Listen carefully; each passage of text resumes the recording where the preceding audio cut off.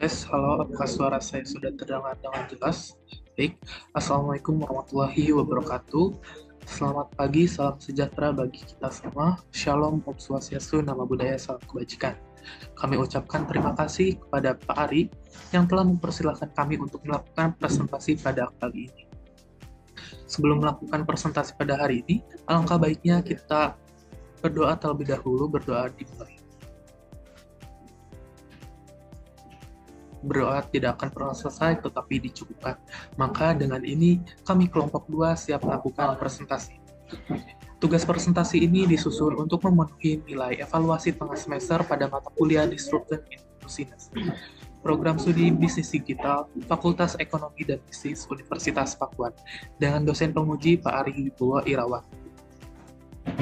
Pada presentasi ini, kami membawakan judul Analisa Produk atau Jasa pada Perusahaan Google dengan tema Big Four Winners Takes All.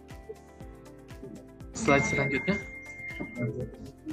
Kami dari kelompok 2, kelas 1C, yang beranggotakan saya Hasbi Rizky Suwardi, Aura Lintang Ikhtiar, Fatur Rahman, Ririn Dwi Arianti, dan Averus Gibraltar. Selanjutnya, masuk pada sejarah awal perusahaan. Perusahaan Google didirikan oleh Larry dan Sergey Brin pada tahun 1998 yang dibuat dari sebuah ide awal, yaitu mengembangkan sebuah mesin pencarian yang dinamakan dengan proyek Bigcraft, yang bertujuan untuk mempermudahkan pencarian informasi dan internet secara lebih efektif dengan menggunakan algoritma PageRank. Ini merupakan sebuah proyek mereka berdua ketika pada saat berkuliah. Proyek ini dinamakan proyek Bigcraft yang digunakan untuk memudahkan penggunaannya untuk mencari informasi di itu.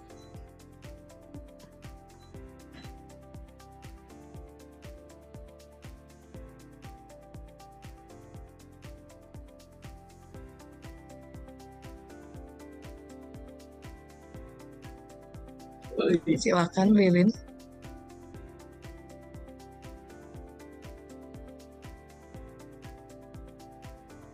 Baik, selanjutnya keunikan produk. Keunikan ini utamanya Google adalah teknologi pencarian yang menggunakan algoritma PageRank yang berguna untuk menganalisis hubungan antar situs. Kelebihan algoritma rank ini mengutamakan kualitas dan relevansi, bukan sekedar kata kunci. Selain itu juga mesin pencari atau yang biasa kita kenal Google juga memiliki produk lain seperti YouTube, Android, Gmail, Google Maps, Google Drive, dan Google Foto. Produk-produk ini saling berinteraksi dan mendukung satu sama lain. Pada tahap siklus ini juga Google sudah mengalami kematangan. Terima kasih.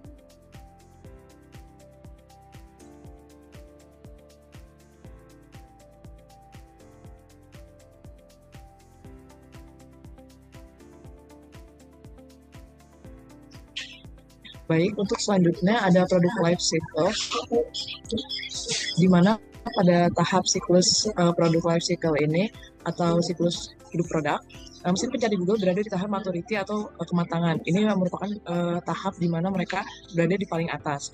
Lalu Google Search ini telah mencapai pasar global dengan pangsa pasar besar dengan dominasi pasar lebih dari 90%. Meski telah menduduki dominasi pasar, Google terus berinovasi dengan menghadirkan fitur-fitur berbasis AI dan memperbaharui algoritma ini secara menyeluruh. Nah, Google Search ini selain menduduki dominasi pasar, mereka juga terus berinovasi dengan menambahkan fitur berbasis AI, di mana AI ini yang seperti kita tahu, AI itu sangat relevansi atau sangat berkembang pada teknologi sekarang. Dan Google telah mencapai AI tersebut dan memperbaharui algoritmanya secara mereka dapat berkembang dari tahun demi tahun.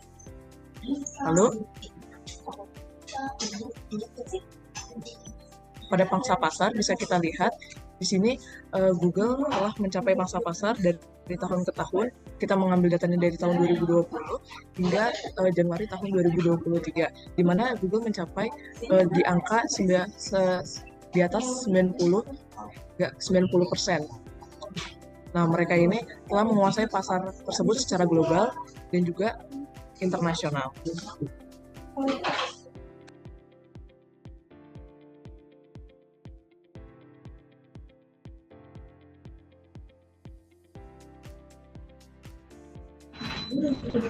Baik, selanjutnya ada strategi perusahaan. Strategi utama mereka fokus terhadap penggunaan Google, selalu menempatkan pengalaman pengguna sebagai prioritas utama. Google juga mengumpulkan data pengguna secara luas untuk memahami perilaku dan preferensi pengguna, sehingga Google dapat meningkatkan kualitas produk dan layanan mereka. Inovasi, akuisisi perusahaan, dominasi pasar pencarian, serta iklan yang relevan menjadi salah satu strategi yang digunakan oleh Google untuk membuat perusahaan mereka terus berkembang dan membawa mereka menjadi salah satu perusahaan teknologi paling sukses di dunia. Cukup.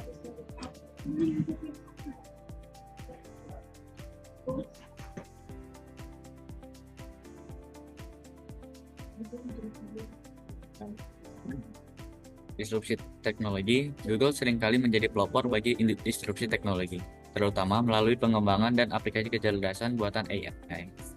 Teknologi seperti Google Assistant, Google Duplex, serta fitur AI di Google Photos menunjukkan bagaimana Google menghadirkan teknologi AI ke kehidupan sehari-hari.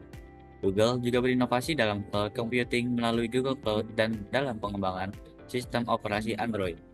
Google juga telah menginvestasikan dalam quantum computing dan teknologi terbaru lainnya yang menunjukkan komitmen mereka dalam menciptakan disrupsi yang signifikan di masa depan.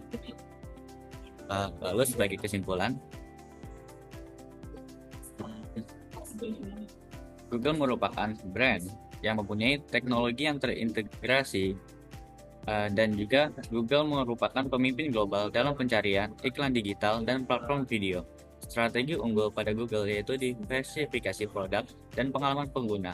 Komitmen terhadap teknologi baru berfokus pada AI dan teknologi canggih lainnya untuk menciptakan disrupsi agar tetap relevan di masa depan. Google sukses dalam memimpin industri teknologi, namun menghadapi tantangan seperti disrupsi teknologi, persaingan ketat, dan regulasi. Dengan adaptasi kuat dan fokus pada inovasi, Google berpotensi terus unggul di masa depan. Baik, mungkin itu saja yang dapat kita sampaikan. Terima kasih, mohon maaf apabila ada kesalahan dan kekurangan. Terima kasih, wassalamualaikum warahmatullahi wabarakatuh.